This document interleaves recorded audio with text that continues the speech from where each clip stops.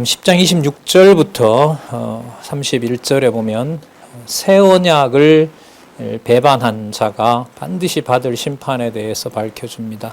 이 새 언약은 그리스도가 이 땅에 오셔서 심판 전에 완성한 약속입니다. 그러니까 이건 최종적인 거예요. 그러니까 더 줄 게 없어요. 그러니까 하늘에서 주고자 했던 것을 아까 온전한 믿음이라 그랬잖아요. 받는 자로서의 믿음은 완벽하게 하늘에 준비됐던 걸 다 주신 거예요. 그리스도가 오셨고 죽으셨고 부활하셨고 승천하셨고 약속한 대로 성령을 보내서 심판 때까지 아버지가 있으라고 했기 때문에 심판 대상이 되도록 발등상에 발로 밟고 심판할 때까지 내 우편에 있으라고 했기 때문에 이 땅에 기록한 말씀을 통해서 성령께서 주시는 것 이외에 다른 어떤 것은 없어요. 근데 그걸 제쳐놓고 뭔가 다른 걸 기다리거나 다른 것을 받자고 하면 그것은 시온 지성소에 들어가신 그리스도의 영원한 제사가 효력이 없다는 거죠. 그래서 제목 한번 보시면 우월성에 의한 뭐가 나와요? 효능이 그래서 나오는 거예요. 이 제목이 아주 정확한 거예요. 자, 그럼 보겠습니다. 저 효능을 부정하게 되면 그야말로 이제 거짓 지도자가 되고 성경 진리 아래 있지 않는 경우가 되는 거겠죠. 우리가 진리를 아는 지식을 받은 후 짐짓 죄를 범한 즉, 자, 이거 번역해 놓은 것 읽어볼게요. 뒤에 9200페이지에 보시면 진실의 인식을 받은 후에 고의적으로 우리의 범죄 때문에 라고도 선명하게 번역을 해놨습니다. 자, 문제는 여기서 이제 짐짓 죄를 범한 즉 범죄했다. 이게 무엇을 말하는 건가? 범죄라는 말을 맥락에 따라서 이렇게 이해를 하지 않으면 그냥 범죄하는가 보다 이렇게 되는 거지만 여기서 죄는 이제까지 말씀으로 보면 그리스도께서 부활 승천하셔서 지성소에서 완벽하게 이루신 제사를 부정하는 것, 그게 여기서는 죄가 되는 거예요. 자, 진리를 아는 지식은 바로 지금까지 말씀 우리가 확인했던 내용들이죠. 온전케 되신 예수께서 성령의 능력으로 말미암아 자신의 피를 영원한 지성소가 되시는 하나님의 집에 가서 자신의 몸을 제물로 그분이 뭐가 되셨다?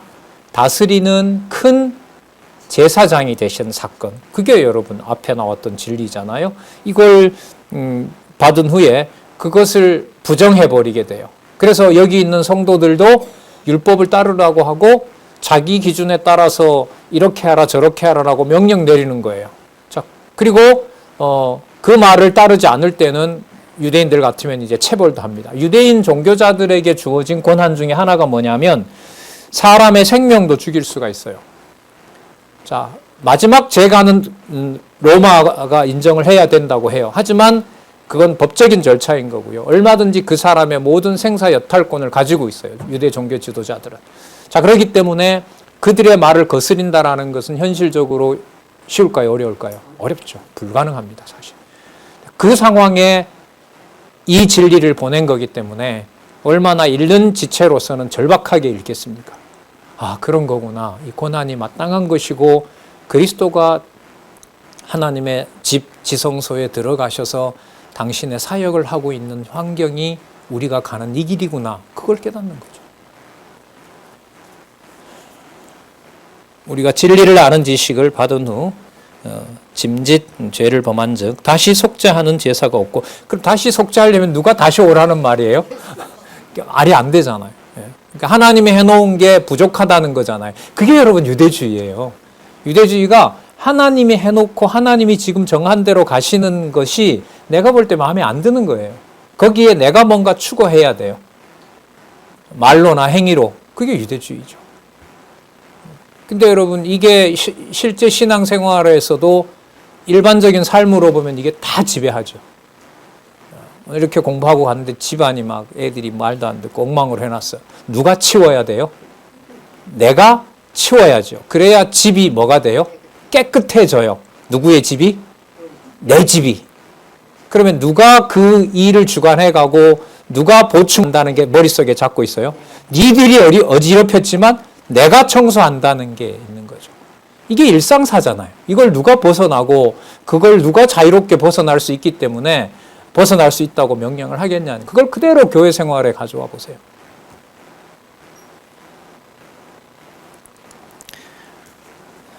다시 속죄하는 제사가 없고 오직 무서운 마음으로 심판을 기다리는 것과 당연하겠죠. 예. 그리스도를 따르지 않는 자들에 대해서 그리스도가 그래 내가 다시 한번 죽어줄게 이러면 그리 오류를 범하게 돼요. 왜? 본인이 한 게 뭐 한 거니까. 잘못하고 부족한 거니까. 말이 안 되는 거죠. 그럼 그게 완벽하다는 걸 보이기 위해서 바로 뭐냐 하면 당신의 지체들이 당신이 걸어갔던 길을 똑같이 걸어가게 합니다. 뭘로 가셨으니까? 하늘에 있는 대제사장이니까. 누구의 집? 하나님의 집을 위하는 대제사장이기 때문에 이 땅에서 하늘에 있는 집을 짓는 방법은 당신처럼 대제사장의 길을 가도록 하는 겁니다. 왕 같은 제사장. 누구의 통치를 받는?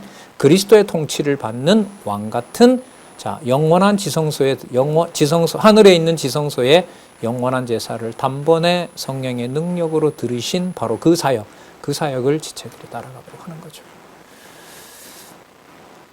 자, 볼게요. 다시 속죄하는 제사가 없고 오직 무서운 마음으로 심판을 기다리는 것과 대적하는 자를 소멸할 맹렬한 불만 있으리라. 그러니까 그리스도를 대제사장으로 인정하지 않는 것은 남아있는 게 뭐예요? 심판인 거죠. 이미 믿지 않는 것에 뭐가 임하고 있어요? 심판이 임하고 있는 겁니다. 그러니까 우리 일상사가 내 욕심이 지배하고 그 양심을 기준으로 자기 하고 싶은 대로 해나가는 그 현장이 이런 측면에서, 이런 맥락에서 보면 뭐가 쏟아지고 있는 거예요? 말씀이 들리지 않은 거잖아요. 그러니까 하나님의 맹렬한 불이 쏟아지고 있는 거죠. 그 로마서에 나오죠. 그 말씀을 따르지 않는 불의의 사람들은 숯불을 뭐 한다? 머리에 계속 얹고 있다는 겁니다. 네가 심판하지 말라. 원수 갚는 것이 내게 있다. 이게 히브리서에도 나오거든요. 내가 이미 갚고 있다는 거예요. 원수 갚는 것이 내게 있다. 참 그 말씀 하나 깨닫게 하는 것도 몇 년이 걸리더라고요. 뭐 여러 사건에서도 그렇지만 우리 교회 장안중앙교회 분리될 때요. 이런저런 좀 인간적인 증거를 가지고 막 따지고 막 폭로하고 그런 마음이 한 2년 넘게 가더라고요. 자, 28절 모세의 예를 듭니다. 모세의 법을 예를 들어요. 자, 모세의 법을 폐한 자도 그림자인 모세의 법을 폐한 자. 그러니까 모세를 통해서 준 법을 따르지 않는 유대인들이 광야에서 어떻게 됐어요? 40년 동안 다 죽었잖아요. 여호수아 갈렙 빼고. 그게 하나님의 진노와 심판인 거죠. 그러니까 언약을 하나님이 이루어가는 것이고 방법도 하나님이 쓰시는데 방법 중에 악에 대해서 하나님은 뭐 하세요? 분명히 심판하신다는 거예요. 지금의 심판은 그리스도를 믿지 못하게 하는 거예요. 왜? 그가 만왕의 왕이시기 때문에. 모세의 법을 폐한 자도 두세 증인을 인하여 불쌍히 여김을 받지 못하고 죽었거든. 부모고 형제고 우상 숭배하고 뭐하고 하는 자 율법에 뭐 나오죠? 다 돌로 죽이라는 말씀 나옵니다. 자, 그런데 29절 보시기 바랍니다. 하물며 누구의 아들을 밟고? 하나님의 아들을 짓밟는 거죠. 하나님의 아들을 짓밟는 것은 하나님의 아들이 온전한 제사를 못 드렸으니까 내가 대신 버리겠다. 그러니까 그리스도 너는 필요 없다 이거 아니에요. 하나님의 아들을 밟고 자기 자신을 하나님 앞에서 거룩하게 한 언약의 피. 자, 언약의 피 우리 9장 14절에 누구의 피? 그리스도의 피, 영원하신 하나님의 아들, 영원하신 성령의 능력으로 말미암아서 가능한 피. 자, 다 이제 우리 확인할 수 있습니다. 그 언약의 피를 부정한 것으로 여기고 보세요. 그거 우리에게 은혜로 주셨거든요. 자, 보세요. 무엇을 욕되게 했다? 은혜의 성령을 욕되게 한 거죠. 그러니까 우리 피가 양심상 우리를 깨끗게 할 수 없는데 성령 세례로 인하여 우리가 어떻게 됐어요? 의롭게 된 거잖아요. 그리고 어디에 있는 지성소에 같이 들여보내줬어요. 하늘에 있는 지성소에 들여보내줬어요. 그걸 우리의 공로로 했어요? 공짜로 주셨어요? 그게 바로 은혜의 성령이잖아요. 그것을 욕되게 한다는 말은요. 여러분 성령이 나올 때는 생각을 함께하는 지체로 돌리면 돼요. 하늘에 있는 지성소는 근본이고 그리스도가 하신 사역으로 보면 되고요. 성령의 역사로 얘기를 할 때는 이 땅에 오셔서 역사하는 성령으로 오기 때문에 지상에 있는 교회로 생각을 넓히면 돼요. 그럼 어디에 있는 생각을 가지고? 하늘에 있는 지성소의 생각을 가지고 땅에 있는 지체들과의 관계로 가는 거예요. 자, 거기에서 성령을 욕되게 한다는 말은 뭐냐면, 야, 예수 필요 없으니까, 그것 가지고 안 되질 않으니까 같이 율법을 지켜야 된다라고 그 사람에게 강요하는 거죠. 그거 아니면은 너 살 수가 없다. 그래서 물리적인 폭력까지 쓰고 그 사람을 제재하고 그 사람을 괴롭히고 이렇게 하는 것이 바로 은혜의 성령을 욕되게 하는 겁니다. 그 자에게 그리스도의 심판은 이미 임하고 있는 거고요. 꾀고 유혹하고 사악한 짓을 하는 악의 세력에 대해서는 요한계시록에 발등상이 될 때까지 악의 정체가 다 드러난 다음에 그 악을 하나님이 심판하신다는 내용이 이제 계시록에 나와요. 그런 맥락에서 여러분 뭐 TV면 TV겠지만 666은 글자 모양 비슷하잖아요. 그러니까 적은 자든 사악한 자든 한 명에서 큰 사단의 세력까지를 전부 다 싹 끌어 모아 놓은 게 666이에요. 그 666은 바로 이제 예수님처럼 면류관도 쓰고 앉아서 막 이 땅을 지배하고 성도들의 피까지도 팔아서 자기 욕심을 채우려고 하는 음녀 바벨론이겠죠. 그걸 마지막 날에 심판하시는 겁니다. 이 시대에는, 교회 시대에는 진리의 말씀을 그들에게 주지 않는 거죠. 진리의 말씀을 깨달을 수 없도록 하는 것이 가장 무서운 심판입니다. 멀리 갈 필요도 없이요. 여러분들과 저를 보시면 돼요. 얼마나 많은 시간을 이렇게 인간적으로 보고 또 확인하고 했어요. 그러나 교회의 가치, 그리스도의 통치를 그야말로 짓밟는 일은, 밟아버리는 일은 한순간에 모든 게 다 일어납니다. 그리고 수십 년 동안 우리는 봐왔고요. 하나님이 지켜줘야 된다는 거, 진리의 주관자가 하나님이시라는 사실, 그 역사를 우리는 온몸에 우리는 지난 역사에서 살펴봤죠. 또 보여주셨죠. 얼마나 더 중하겠느냐? 너희는 생각하라. 30절 보시기 바랍니다. 원수 갚는 것이 내게 있으니 내가 갚으리라 하시고. 여러분, 원수 갚는 것이 내게 있으니라고 하는 게요. 로마서 같은 경우에 원수 갚는 것이 내게 있다라는 말은 다윗이 원수를 자기가 갚지 않고 하나님이 갚으실 때를 기다렸다. 그리고 원수는 인간인 내가 갚는 게 아니다. 여기에 강조점이 있어요. 여기에서는요. 원수 갚는 것이 내게 있다라는 이 강조는 반드시 원수 갚는다는 거예요.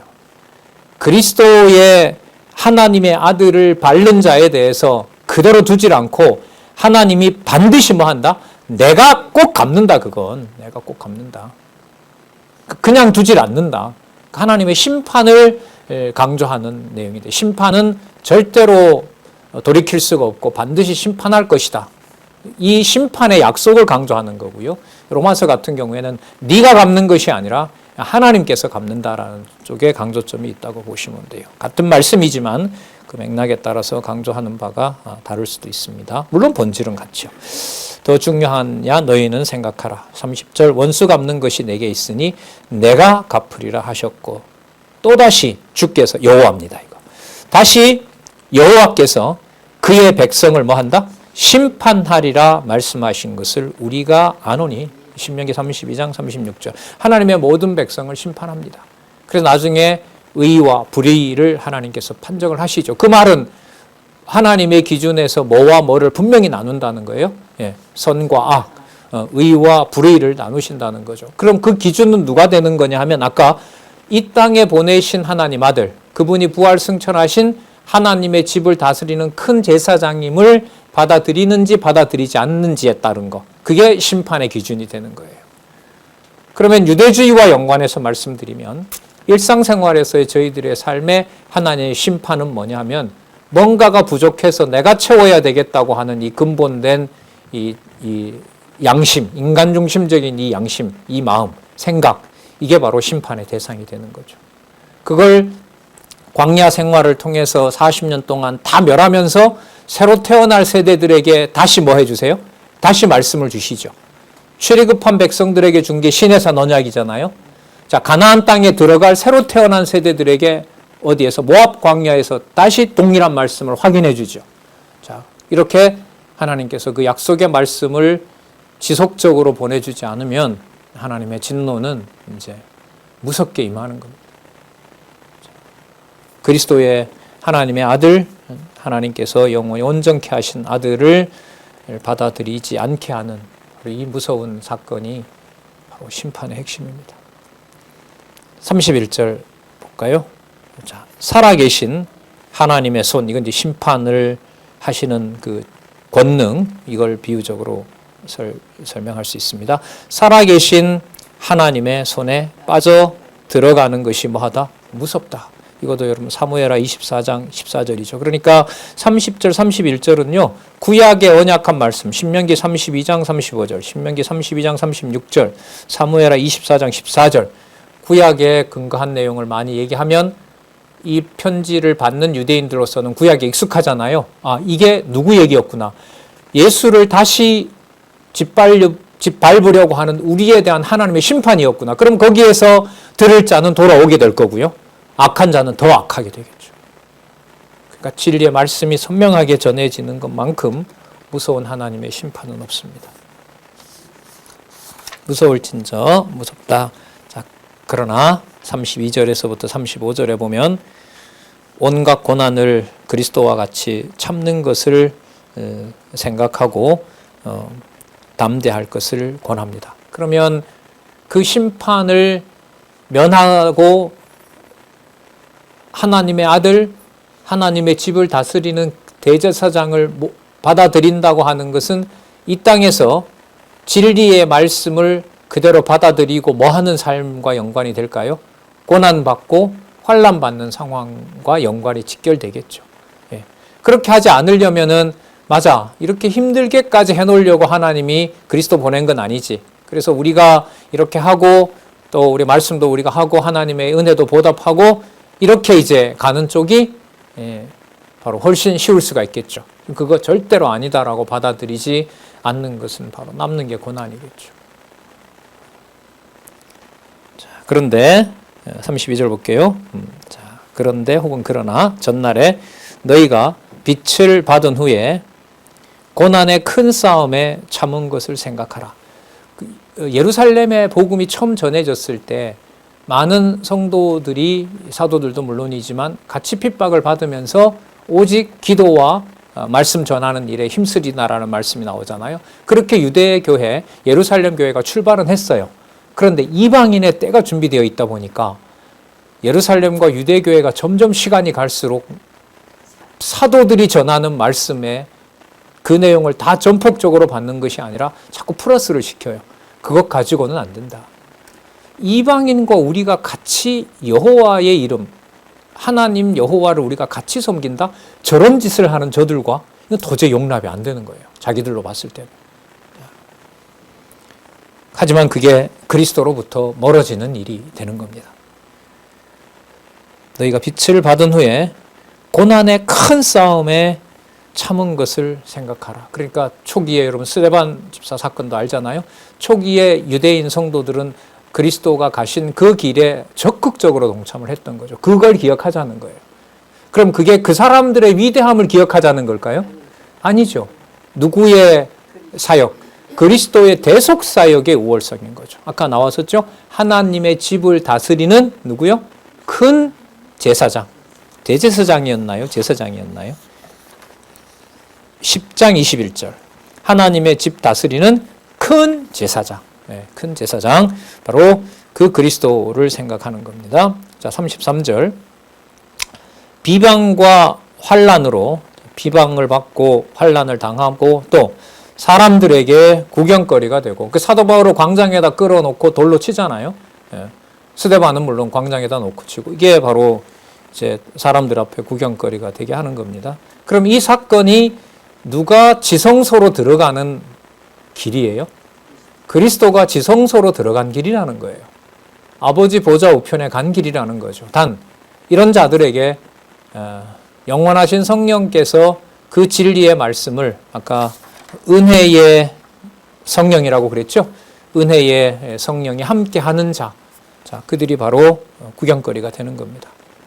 혹 이런 형편에 있는 자들로 사귀는 자가 되었으니 자, 그들을 같이 또 돕는 바로 동력자가 된 거죠. 자, 그리고 34절 너희가 이 복음을 위하여 갇힌 자를 동정하고 사도 바울 우리 앞에 옥중서신 배우 봤잖아요. 그렇게 성도들이 바울을 밖에서 동력하는 사건, 뭐 데살로니가 성도들도 물론이고요. 빌립보 성도들 자, 동정하고 너희 산업을 빼앗기는 것도 기쁘게 당한 것은 데살로니가 우리 살펴봤잖아요. 예수님 곧 오는데 뭐하러 저 재물 모아놓냐? 빨리 쓰자. 우리 쓸 일이 얼마나 많은데. 그래서 자기 그 재물 연보에 손을 대면서 자기의 욕심을 취하죠. 자, 하지만 우리 데살로니가 후서 3장 5절인가요? 지목하고 분명히 누가 악한 짓을 하는지는 알지만 뭐처럼 대하지는 말라. 원수처럼 대하지는 말라. 그 이방 교회가 유대교회에 대해서, 유대교회가 이방인에 대해서 그게 바로 원수처럼 대하지 않는 거죠. 왜냐하면 우리 히브리서에서 살펴본 거죠. 그리스도가 지성소에 자기를 영원한 제물로 드린 그 사건에서는 어느 경우 어떤 상황이라도 절대로 뭐 할 수 없으니까, 정죄할 수 없으니까 어디까지 깨끗하게 해버렸다고요? 양심의 악까지. 양심의 악까지. 육체 어느 한 부분이라도 그리스도의 정결한 거룩한 대속죄 사역이 적용되지 않는 게 없으니까 시간적으로는 지금은 아니라고 하더라도 하지만 그리스도를 생각하면 내가 뭐 할 수는 없어요? 당신 그러다 지옥 가는 자다라고 정죄할 수가 없는 거예요. 갇힌 자를 동정하고 너희 산업을 빼앗기는 것도 기쁘게 당한 것은 왜냐하면 이 땅에 빼앗긴 것은 어디에 있는 것을 보장해 준다는 거죠. 믿음을 줬을 때 하늘에 있는 것을 보장해 주는 거죠. 그래 그 다음에 나오죠. 더 낫고 어디에 있는 것보다 여기 있는 것보다 더 낫고 그건 어떤 산업이에요? 영원한 사업이에요. 영원한 산업. 영원한이라는 말이 히브리서에서 적시적소에 잘 나옵니다. 영원하신 성령, 영원하신 재물, 영원한 산업, 또 영원하신 아들. 자, 그렇게 해서 이 땅에 받는 그 비방과 환란을 어디와 연결시켜요? 하늘에 있는 지성소에 피를 가지고 들어간 대제사장의 사역으로 연결시켜버립니다. 그러니까요, 교회에서 진리의 복음을 전하면서 신앙의 선배가 받는 고난과 혹은 오해와 핍박이나 여러 가지 인간적인 어떤 그 부당한 대우, 진리 안에서 그거는 바로 매우 귀중한 자산입니다. 그 상황에서 진리만 보고 가는 선배들을 본 사람들과 그렇지 않은 사람들은 차이가 있지 않나 이런 생각이 듭니다. 우리 빌립보서 3장 14절 지나왔죠. 배우고 받고 듣고 본바 전부 다잖아요. 그 히브리서의 내용과 연관을 시키면 비방과 환란을 받으면서 자 아까 34절 끝에 있는 더 낫고 어떠한 산업? 영구한, 이게 영원한이에요. 더 나은 하늘에 있는 영원한 산업을 쫓아간 신앙의 선배들을 보는 것. 이게 가장 값진 세대인 거죠. 그러니까 인간적으로 보면 공부를 하지 않고 진리의 말씀을 모르는 신앙의 선배들을 둔 것과 또 그렇지 않은 것의 차이는 크죠, 사실. 그래서 한 40년 동안 그때 한 살이었던 사람이 지금 40이 될 수 있고 그 당시에 30, 40대는 80, 90이 된 세대가 이어지면서 진리의 말씀만을 쫓아가는 세대들을 만들어준 것이 참 감사하죠. 제니 호크마 하우스라는 노인 복지관까지 생겨서 지금이 아직도 활성화되고 있지 않지만 교회 동력자 협회 어느 누구라도 귀한 선배들을 모실 수 있는 그런 방향으로 가고 있는 것은 너무너무 귀한 거죠. 네. 그런 생각도 들어요. 건강에 조금 여유가 있다면 자녀들이 힘들어서 바로 요양원으로 가기 전에 적어도 이 공간이 여러 편의시설이 되어 있다면 남은 몇 주간이라도 여기에서 좀 무장을 하시고 또 뭐 형편이 좋아지면 의료시설과 더 연결될 수 있는 방향도 있을 수 있겠죠. 모르죠. 앞으로 어쨌든 한 15개월 후인가요? 그러면 복지관 빚이 청산이 되니까 선배들과 신앙의 선배들을 잘 모시는 문제와 그 다음에 차세대들에게 성경신학을 전달해 주는 바로 그 두 가지 일이 크게 남아 있는 건데 지금 말씀하시는 비방과 환난을 받은 그 신앙의 선배들의 모습과 그들의 역사를 관심을 갖고 함께 가주는 세대를 만들어주면 너무너무 이를 데 없이 감사한 거고, 또 그것은 약속이기 때문에 성경을 보더라도 그 자들을 늘 남겨놓기 때문에 그런 귀한 일들이 우리들 내에서 이어졌으면 좋겠습니다. 더 낫고 영구한 산업이 있는 줄 알미라. 자, 그러니까 35절이에요. 그러므로 너희 담대함을 버리지 말라. 어떤 상황이더라도 비방과 환난이 오더라도 그건 하늘에 있는 하나님의 집을 다스리는 큰 대제사장이 가신 길이기 때문에 그렇다.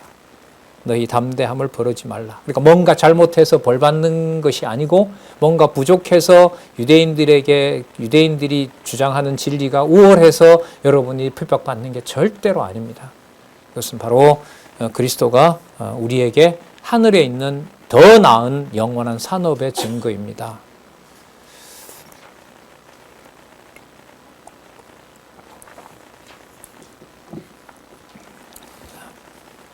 35절 너희 담대함을 버리지 말라.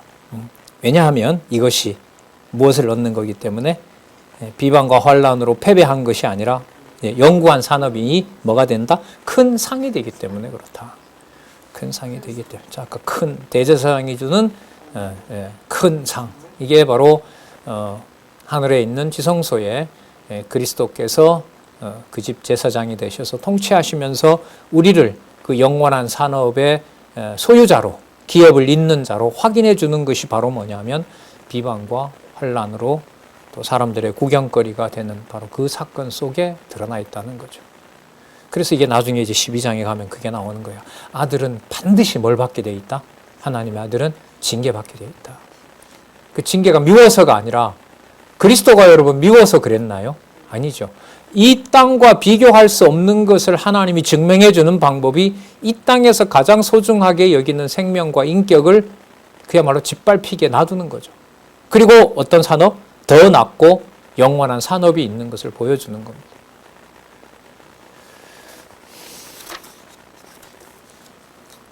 이것이 큰 상을 얻느니라.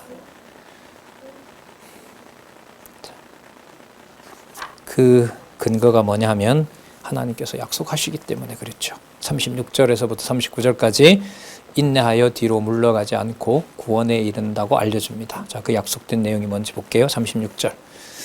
자, 너희에게 그렇죠. 인내가 필요하면 견디는 일이 꼭 필요하죠. 지금 주어진 상황을 타협하고 진리를 버리고 그리스도를 밟는 것이냐, 아니면 비난과 환난 속에서 영원하신 큰 대제사장, 큰 제사장이신 그리스도의 길을 가도록 하시는 거냐, 이 문제에서는 인내가 필요하죠. 자, 인내가 필요함은 너희가 하나님의 뜻을 행한 후에 무엇을 받기 위함이라? 약속을 받기 위함이라. 아까 어떤 약속이요? 더 낫고 영원한 산업, 그것을 받기 위함이라. 잠시 잠깐 후면 오실 리가 속히 오리라고 말씀을 하셨죠. 그러니까 이걸 이렇게 이해하자고 말씀을 드렸던 건데요. 유대인의 때는 이 편지를 받는 수신자가 유대인임을 고려하면 이방인의 때를 빼고 나면 예수님은 승천하시자마자 바로 뭐예요? 바로 오시는 게 맞죠. 곧 오시는 게 맞죠. 근데 이방인의 때가 사마리아와 땅끝까지 복음의 증인이 되리라고 하신 약속의 말씀이 있기 때문에 그 약속의 말씀을 넣어버리면 인간적인 시간 계산이 들어가는 거죠. 지금까지 2000년 이상 지금 시간이 되는 거지만 잠시 잠깐 후면 오실 이라는 말씀은 그런 뜻으로 이해할 수 있습니다. 자, 잠시 잠깐 후면 오실 이가 오시리니 지체하지 아니하시리라. 그러니까 반드시 오신다는 겁니다. 자, 반드시 오신다. 자, 그러므로 접속사 한번 넣어볼게요. 오직 나의 의인은, 그러니까 하나님의 영원한 유업을 받을 자, 더 낫고 영원한 산업을 받을 하나님의 의인은 무엇으로 말미암아 산다? 믿음으로 말미암아 산다. 아까 믿음, 누가 주시는 믿음이라 그랬죠? 하나님이 주시는 은혜라고 그랬죠. 성령, 은혜의 성령이 주시는 것이 바로 이 믿음입니다. 나의 의인은 믿음으로 말미암아 살리라. 또한 뒤로 물러가면 내 마음이 하지 아니하리라 하셨느니라. 이 말씀은 반드시 뒤로 물러가지 않고 지금 그리스도를 믿는 그 믿음이 반드시 뭐하게 된다? 지켜진다. 그러니까 인내를 하게 된다. 하지만 그리스도를 떠나면은 그 인내는 보장이 되지 않는다. 그건 그리스도를 밟는 일이 된다. 그걸 우리가 앞에서 확인했습니다. 그러니까 믿음을 지킨다는 것. 그것은 하늘에 있는 그리스도의 영원한 그리스도가 통치하시는 하나님의 집에서 성도들이 받는 또 받은 바로 그 기업을 그 유산을 지켜나가는 일과 연관이 되고 그건 하나님께서 그 이인을 하나님의 방법으로 인내케 해주셔야 된다는 겁니다. 그럼 어떤 방식으로 인내하게 하시느냐? 그게 이제 여러분 11장에 가면 상세하게 소개를 하는 겁니다. 그걸 언제부터 그렇게 했느냐? 아벨 때부터 지금까지 그렇게 하고 계시고 앞으로 반드시 그 더 나은 영원한 기업은 받게 된다. 이걸 이제 다음 내용에서 알려줍니다. 자, 39절. 그런데 우리가 만약에 뒤로 물러가 그러므로 우리는 뒤로 물러가 침륜, 멸망입니다. 멸망에 빠질 자가 아니요. 그 다음 보시기 바랍니다. 오직 영혼을 구원함에 이르는 무엇을 가진 자라? 믿음을 가진 자라. 줬으니까. 믿음을 주셨으니까 믿음을 받은 자가 우리가 된다는 겁니다.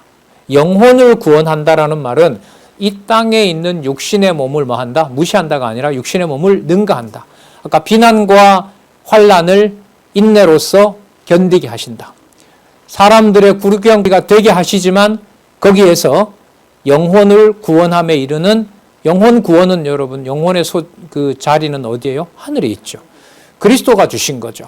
그리스도가 보여주신 거고 그리스도가 성령을 통해서 우리들에게 마음판에 써주신 거죠. 마음과 생각을 주관해 가시는 바로 그 그리스도께서 우리의 영혼에 써주신 것이 바로 하나님이 주신 믿음입니다. 그래서 오직 영혼을 구원함에 이르는 믿음을 가진 자이기 때문에 절대로 뒤로 물러가 멸망에 빠지지 않는다. 뭐와 함께? 비난과 환난과 함께 사람들의 구경거리와 함께 그렇게 대제사장이신 큰 제사장이신 그리스도가 가신 지성소에 우리가 들어가 있다는 것이 확증된다. 요한복음 16장일 거예요. 거기에 보면 예수님이 약속을 해주시는데 세상이 너희들을 버릴 때 그게 너희들에게 복이 된다. 왜 그러냐면 버리는 것은 세상이 너희들을 담아내지 못하기 때문에. 왜? 너희들을 세상이 배척하는 이유는 담지 못하는 이유는 너희들의 소재가 너희들의 근거가 너희들의 유산이 이 땅에 있는 게 아니라 어디에 있으니까 하늘에 있는 거. 하늘에 있는 걸 땅에다가 드러낼 수 없잖아요. 그러니까 배척해 주는 것이 어디에 속한 자임을 증명해 준다. 하늘에 속한 자임을 증명해 주는 일이 된다. 예. 그러니까 보이는 상황에서 배척받는 것이 보이지 않는 영원한 세계를 확증해 주는 거죠. 단 진리와 함께. 진리와 함께. 오직 믿음의 주가 그리스도 한 분밖에 계시지 않는다는 것으로만 그러니까 여러분 다 잡아주셔야 되죠. 바른 진리도 깨닫게 해주셔야 되고 그죠?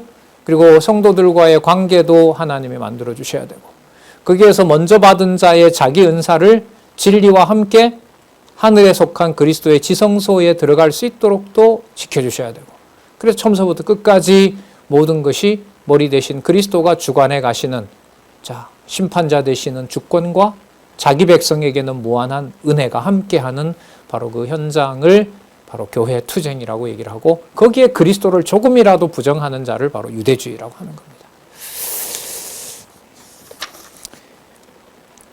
자, 그러면 이러한 위대한 믿음을 자, 영혼을 구원함에 이르는 이 믿음을 그리스도께서는 아론 이전에 이미 이 땅에 오셔서 2000년 전에 이루셨지만 그리스도는 언제부터 아들로 낳으셨어요? 창세 전에. 그죠? 내가 너를 낳았노라. 그리고 그 잠언 8장 22절에서부터 25절에 보면 내가 너를 뭐로 아들로 낳았고 아들로 세웠다. 그러니까 하나님 집에 큰 제사장으로 참 아들로 내가 언제 너를 세웠다? 창세 전에 세워놨다. 그걸 지금 성취하는 거니까요. 그런 면에서 보면 멜기세덱의 반차라고 하는 것은 누구보다가 앞서요? 아브라함보다 앞서고 아브라함 허리에 있었던 레위보다가 더 앞서는 거죠. 그러면 이 그리스도가 주시는 그리스도가 확증해 놓은 또 그리스도를 믿는 이 믿음은 창세전에 근거를 두기 때문에 예수님이 2000년 후에 오시지만 2000년 전에 아브라함, 그 이전에 노아, 그 이전에 아벨도 누가 주신 믿음을 가지고 산 거죠. 그리스도가 통치한 어디에 있는? 하늘에 있는 집에. 그 나라의 본인이 뭐니까? 다스리는 통치자고 제사장이니까. 제사장이 된다는 말은 거룩하게 할 수 있는 유일한 분이니까. 누구 때부터? 아벨에게부터. 죽더라도 그 아벨의 피를 누가 증거를 해요? 본문에 보면 하나님이 증거했다 그래요. 하나님이 증거했다 그럽니다. 그러니까 그걸 믿음을 확증해 주는 분이 바로 누구다?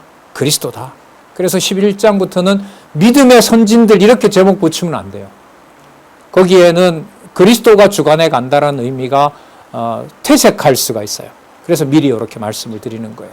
그래서 11장부터 제목을 한번 잘 보시기 바랍니다. 무엇의 우월성요? 복음의 신앙상. 이때 복음은 예수가 그리스도라는 복음이잖아요. 우리가 지금까지 말씀을 우리가 확인한 바로 보면 본문에 있는 말씀을 보면 어디에 있는? 하늘에 있는 누구의 집? 하나님의 집을 어떻게 해요? 다스리는 어떤 제사장? 큰 제사장. 그분이 주관한다는 절대 진리가 복음인 거죠.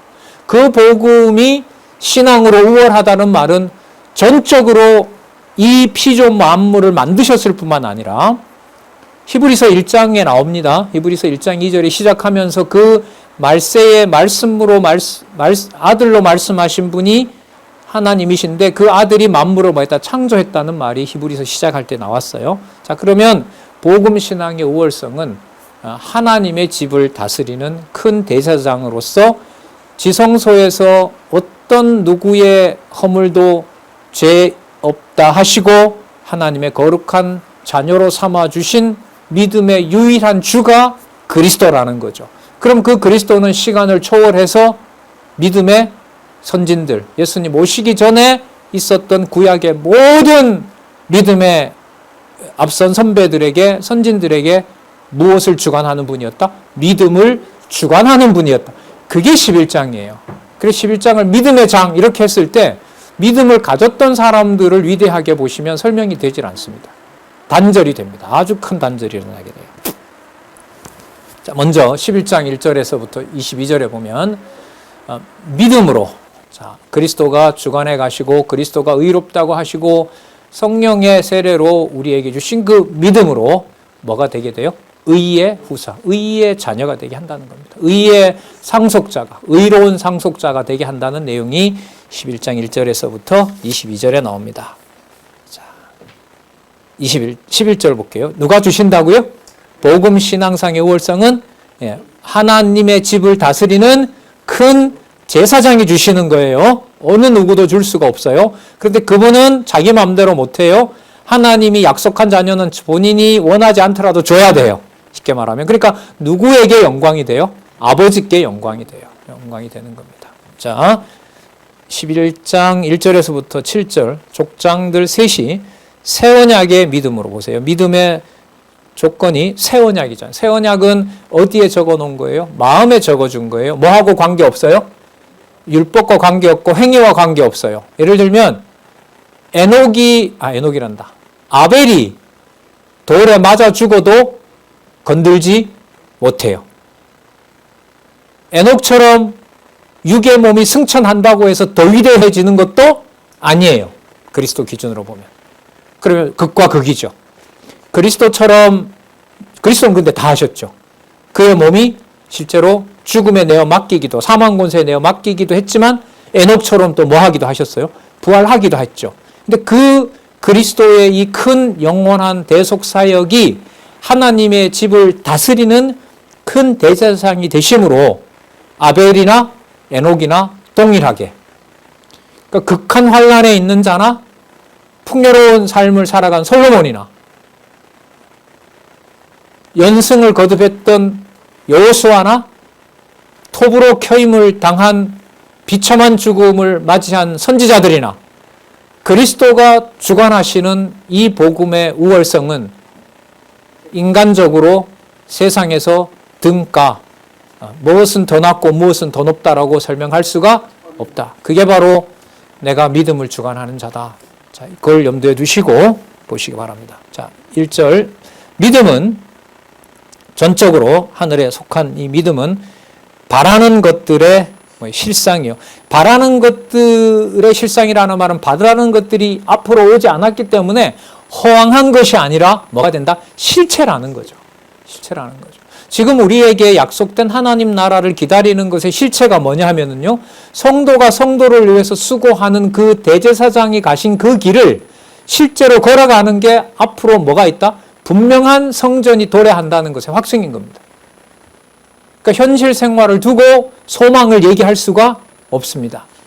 믿음과 소망과 사랑 세 가지 은사를 얘기를 하죠. 그 중에 제일은 사랑이라고 하잖아요. 자, 그러면 거기에 하나님의 사랑이라고 하는 것 속에 여러분 뭐가 들어가죠? 믿음이 들어가잖아요.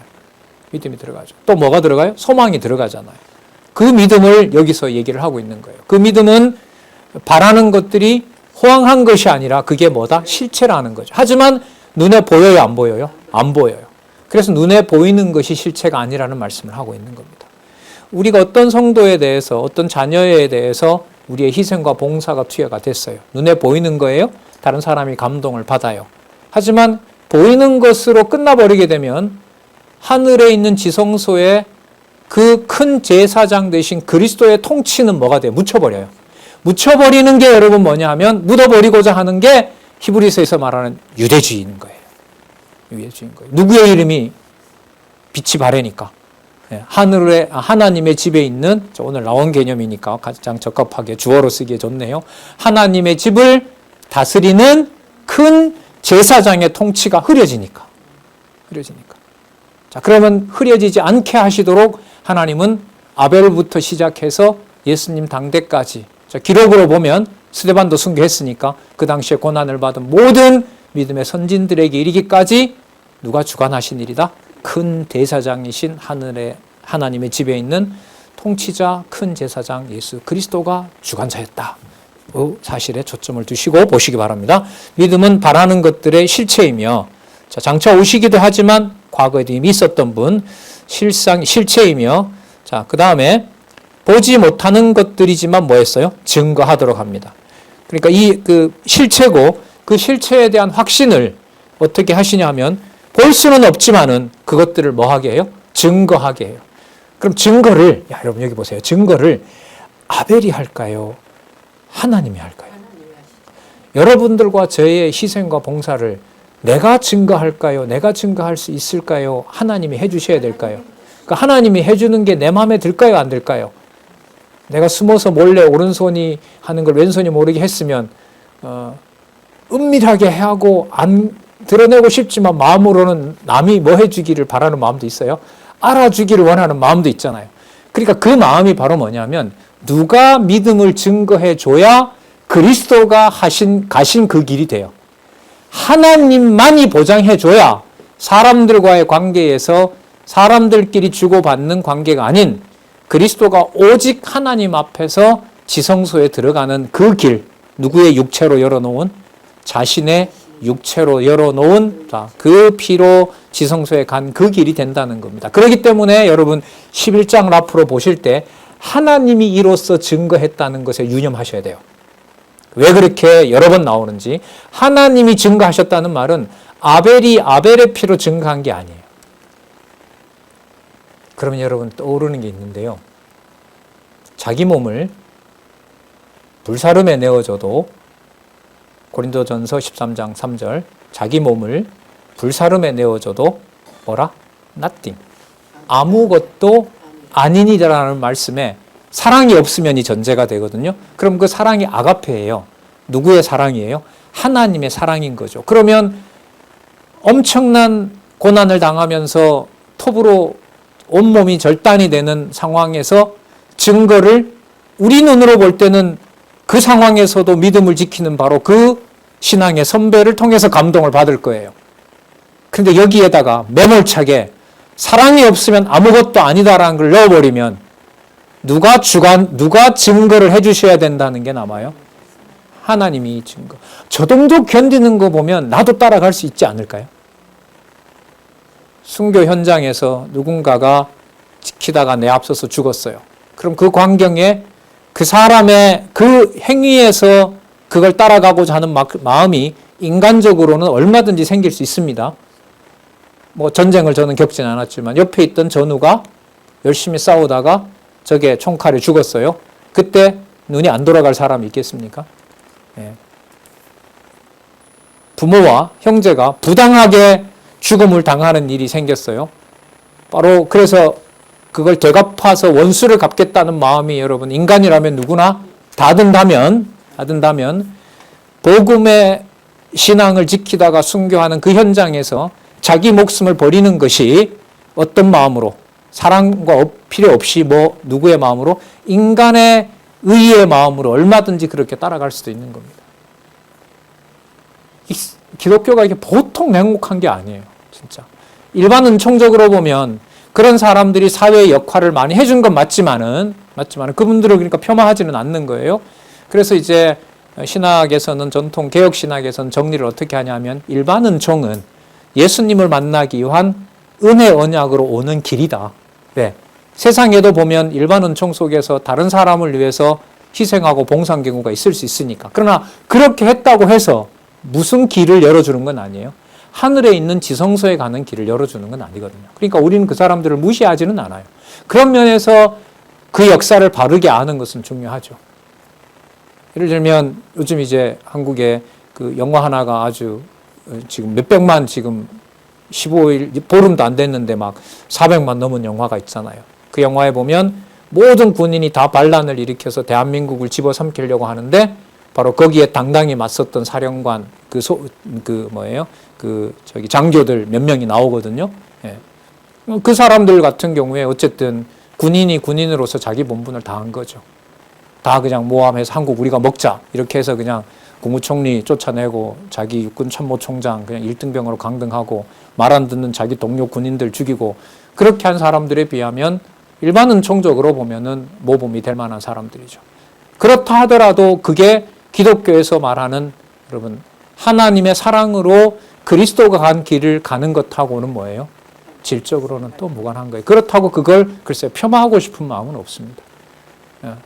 저희 집 애가 아빠 안 봐 이러는데 나 못 볼 것 같은데 전 그 책으로 그 당시에 다 읽었거든요. 읽고 뭐 했는데